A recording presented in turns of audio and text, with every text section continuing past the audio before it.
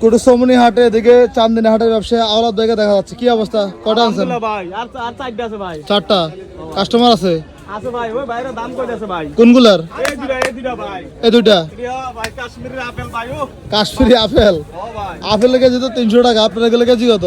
হেলে 750 করে ভাই। গরুর মাংস 750। তাইলে তো ভাই আপেলের থেকে দাম বেশি। এ জোড়া কত বলে দিচ্ছেন ভাই?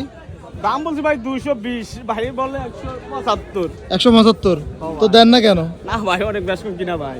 কি লাভ হয় না এখানে? ভাই এক গাড়ি গরু আছে, চারটা গরু আছে, লাভ হলে আর কয়টি বিড়ি লাভ? এগুলো তো সব লাভের গরু ভাই। আর না ভাই এগুলো লাভ হয় না ভাই। না না ভাই এটা কোনো কথা কইলেন আপনি?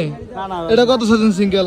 এটা একবার 95 ভাই। 95 যাচ্ছে নাকি? না না ভাই দাঁতে না ভাই। দাঁত নাই। আর ওই জোড়াটা কত বলে দিচ্ছেন?